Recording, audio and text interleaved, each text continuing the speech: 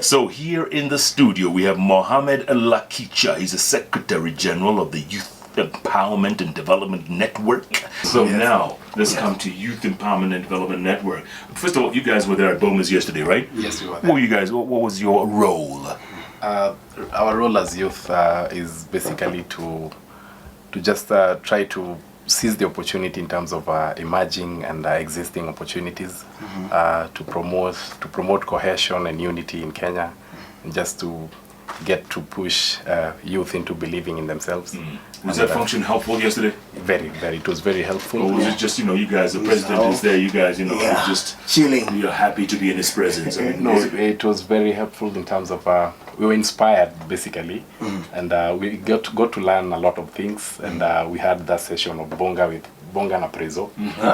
So unauliza swali hapa na hapa. So yes. Well, there's some good questions asked. Very, very good questions in terms of someone asked that what age is it right to marry, and the president said whenever you're ready, just finish school first, be an adult, get to the age of 18, usikimbilie hii maneno. Yes, jipange kwanza kidogo tu, and then you can start from where you are then. Just grow with your partner. Right. Yes. So it was a good event, huh? It was a good event. So now, how did that help Youth Empowerment and Development Network? How do you come in? How does your outfit come in? Basically, we were UNFPA reached out to us to just come in and just consult with other youth to see that we are on the same platform. So they were offering that platform of voicing just youth giving out their opinions and get to dialogue. But you guys do more than that, don't you? I mean, Jacqueline just mentioned you're in 9 counties. Yes, Just tell us some of the work that you guys are doing. We are in peace and security, apart from what we are currently doing, which is health promotion. We're currently trying to look at infection prevention and disease control through hand hygiene, and promoting the guidelines given by MOH. Yes. And this Angamiza Corona initiative, obviously, it's been a tough year, man. Tough year. We're losing people every single day. There's some people who still believe that Corona doesn't exist, Mohamed, believe it or not. Tell us about this program. Okay. I must give thanks to YEDN-AMREF for believing in us. They gave us the opportunity to develop a program that will be peer-to-peer, youth reaching out to other youth in terms of door-to-door campaigns, going from one point to another, reaching out to our fellow youth. We've managed to cover schools, we've gone to churches, we've managed to do trainings to youth leaders in preparation just to hand over to the community. And then we've done a lot of sensitization online on our Twitter handles.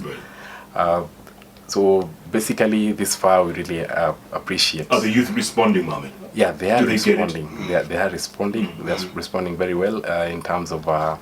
So far, there's no hostility. We've not faced any hostility. Community entry has been.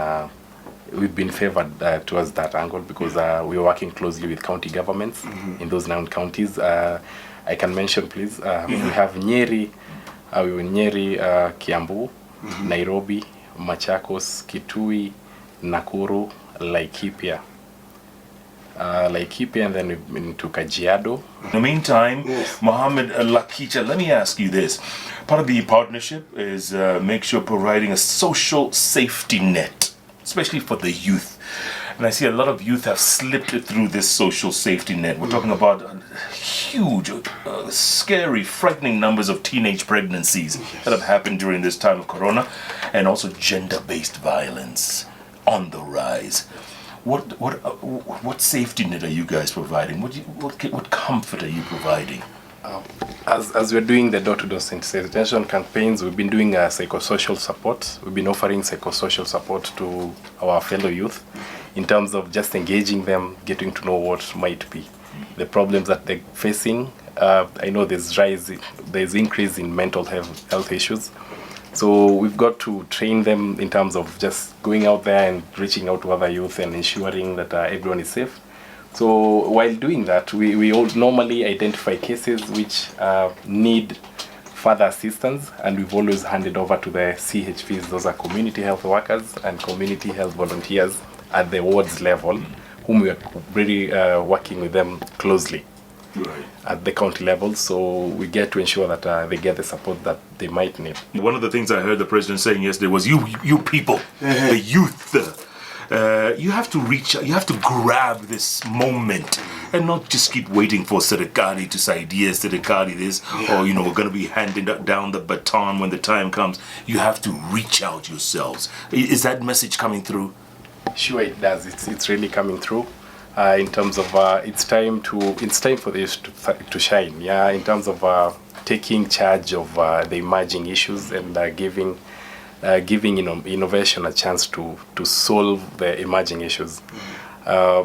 As the president said yesterday, we cannot just sit back, take a back seat and wait for things to work out on their own. It is us as youth to go out there and ensure that things work. Do you guys feel kind of let down by us guys? This older generation. Yeah, what do you think? Yeah. What do you guys think? I believe, if going by the statistics, or rather going by history, kitambo ulikuwa unapata, you'll find Tomboya got his ministerial position at a very young age, and other leaders. Right. Yes. But now you have to reach a certain age to get us to a certain position. Yeah, so 90s, we've seen that recycling mentality. But I believe it's time for the youth. It is why we took it as a challenge upon ourselves, and we're going to push ourselves to see that in the coming future, in the coming years, that we have cabinet secretaries and other positions filled by youth, because I believe we have solutions to the emerging problems. It's only a matter of that push that we need. So the mentorship is there. I believe there's a lot of mentorship that has to happen for us to believe in ourselves. For maybe to the youth out there, I would like to tell them to just keep your hope alive and just push yourself to the limits. Yes. And there's some issues that would never have been discussed a few years ago, Mohamed. I mean, it's impressive to see this. FGM. People never used to talk about, or not as much. That you guys are, it's front and center here. Sure. As the president said again yesterday, they're supposed to end this by 2022. You don't have to have this going on again. So the affected communities, I believe, that they've been coming out. It's now something that people talk about. You'll find that at one point in time, people could not talk about FGM. It was a taboo. Yes. But there are areas ukienda unasikia mtu anakuambia hiyo ni nini unataka kuongea. You are trying to touch our culture. Yes, bado kuna hiyo those hostile areas. Yes, exactly. Yeah. Yes. How are you dealing with them? It's through sensitization kidogo. Yeah. What's the biggest lesson we can learn from this pandemic, from this horrific year we've had?